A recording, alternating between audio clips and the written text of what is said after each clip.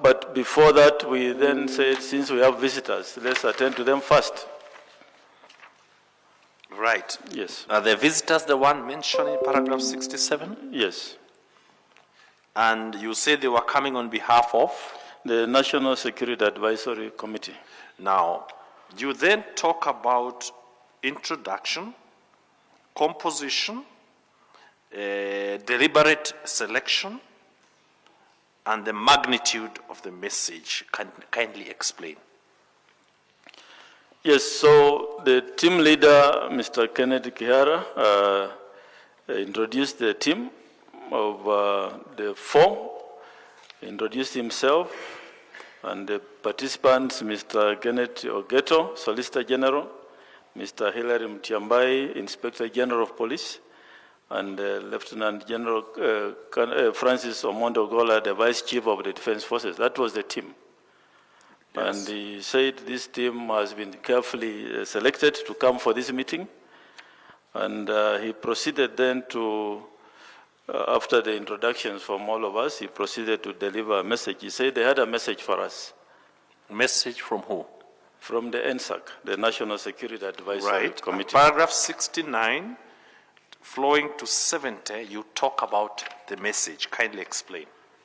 Yes, the message was that if I declared the final election results in favor of Honorable William Samoei Ruto as president-elect, the country is going to burn.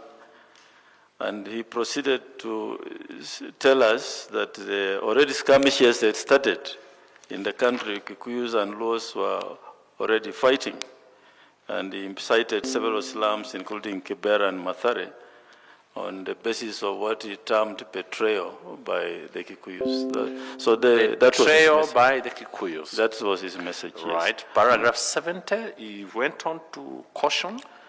He went on to caution that if we proceeded with the declaration of Honorable Ruto as president-elect and chaos erupt, then the blood of Kenyans, the blood of the dead Kenyans will be on our hands.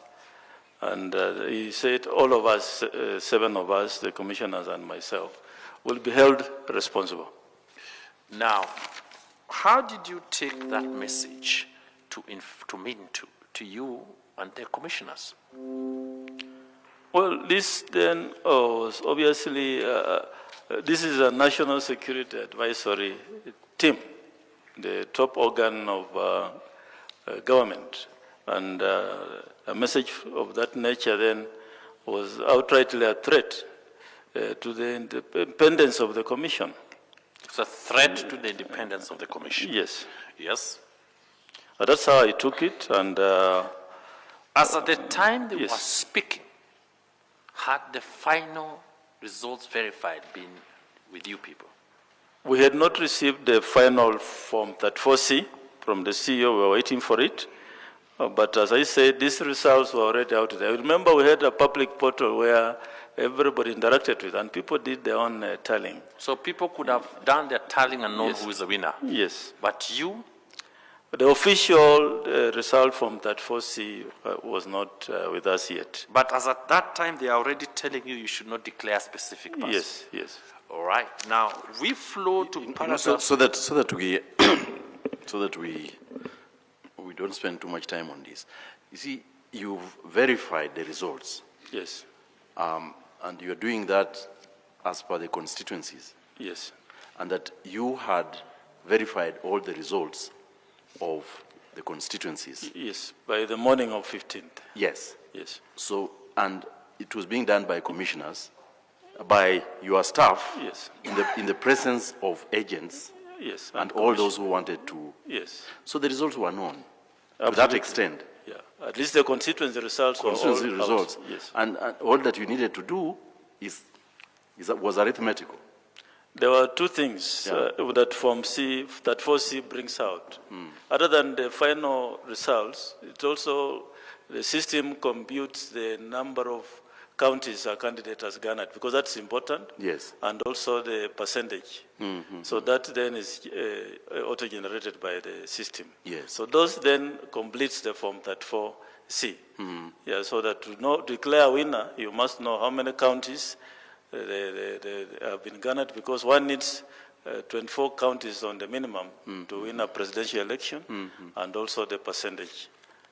No, what I'm asking is, a careful agent, okay?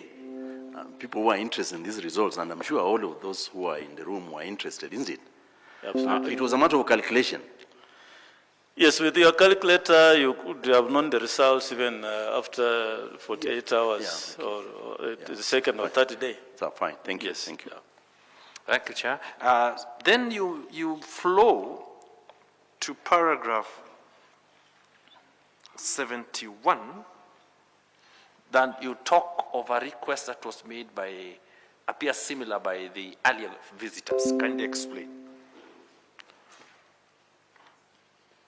The paragraph 71, Yes. the second part of the message from the NSAC delegation was that if we cannot announce Honorable Raila Amolo Odinga as the outright winner, then we must ensure there is a runoff. Now, was there any explanation how you would ensure there's a runoff? None was given, and up to now, I wouldn't know if that can possibly be done. As I said, results were out there. So anybody attempting to manipulate them, it will not work. Okay. Then you say they wanted something from you, 72. Yes, he said now that he has delivered the message, he wants a message to take back, or a response from the commission. Right. And so what I did is I asked the commissioners one by one what they think about that message. Now, I need to be very specific. Commissioner Irene Masit. And first of all, was this done in the presence of the visitors? Yes. So your commissioners gave their comments looking presence, at the visitors in the eye? Yes. And what was the position of Commissioner Irene Masit? Yes, so the Commissioner Masit, alongside the others, said this message requires serious consideration, and she supported the adoption of the communication from NSAC to be considered before taking a decision on the results to be announced. Right. Considered before doing what? Before Taking a decision on the result, as to the results to be announced. So what does that mean? I believe there's a preemptive action. If the results come in and they are going the way which is not anticipated by this team, then we should consider them and look for a way of doing what the request was. So did the law or the constitution of this great republic allow what your fellow commissioner was supporting? In fact, it's quite to the contrary. What do you mean? The constitution was set up to ensure that these kind of things don't happen. Remember, the commission is independent and it's about the will of the people. That's what we exist to protect. Without going to legal maxims that we don't like, is that the commissioner wanted subversion of the will? Well, from the expression of what they said and saying we should consider NSAC message, that is exactly subversion of the will of the people. Subversion of the will of the people. Yes. Then what happened?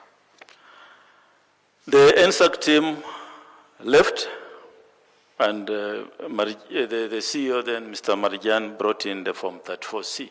Oh, very well. Yes. We can stop there. Yeah, we'll leave it at that. We take 15, 20 minutes break, then we resume. Thank you very much.